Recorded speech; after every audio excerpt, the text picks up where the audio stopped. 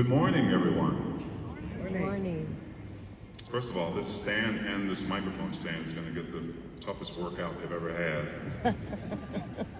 But I am so honored, I'm so privileged to be able to be up here today to welcome all of you. It's a pleasure for me to welcome all of you here to this live broadcast of music and the spoken word. Now, wherever you've traveled from, near or far,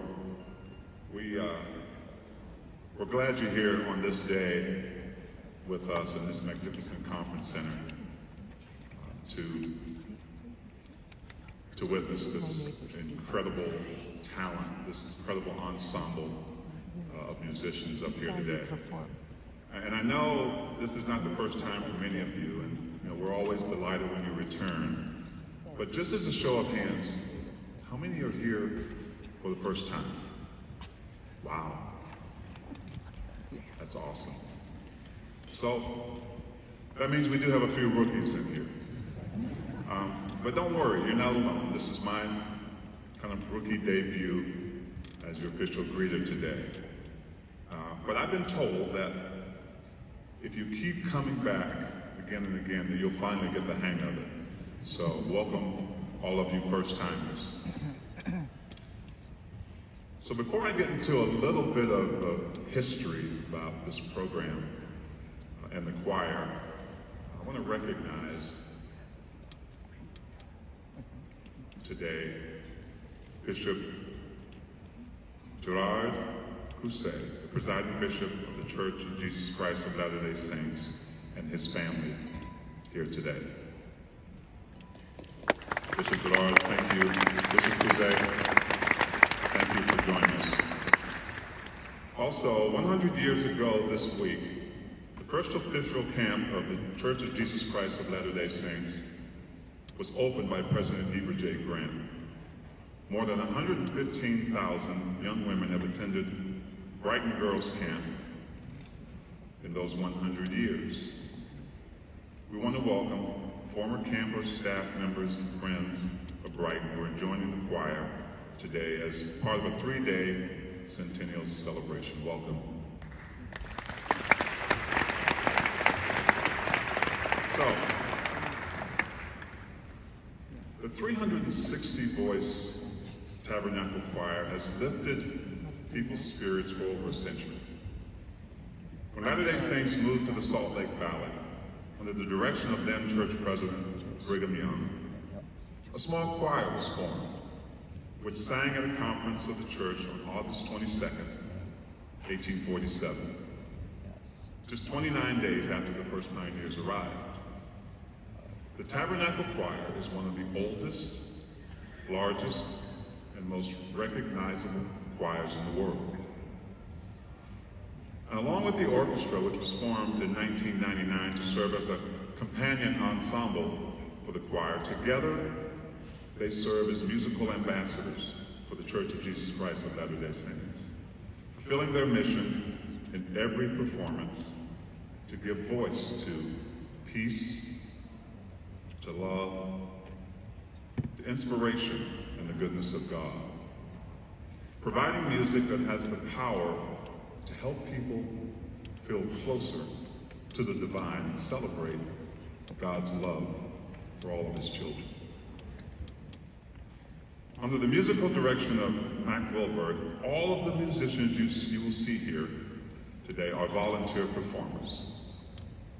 They have other full-time work and family responsibilities like most of us do, which they juggle with their calling as musical missionaries. Now, the process of becoming a member of the choir stretches over a 9-month period. A choir hopeful must be a member of good standing in the Church of Jesus Christ of Latter-day Saints, be between 25 and 55 years old, that counts me out, and live within 100 miles of here and complete a several-phase audition process. These dedicated musicians sing with gratitude and love for the music and the opportunity to share their talent and their faith.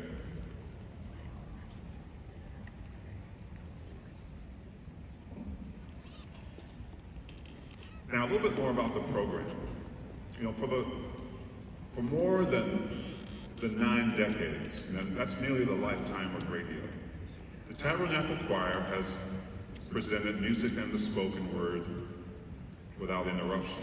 Now, no other broadcast can claim such a heritage.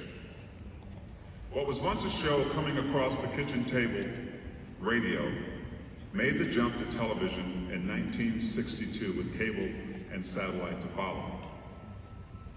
Today, music and the spoken word is carried over 2,000 radio and TV stations. And with over 4,500 episodes, is the world's longest continuous network broadcast. The first airing on July 15, 1929 was makeshift at best. Now, I want you to picture this.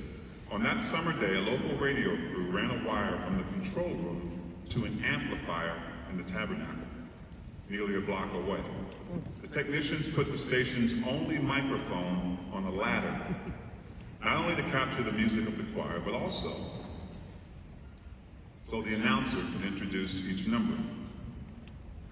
And the one thing I do know, if I was alive at that time, they wouldn't really have needed the ladder.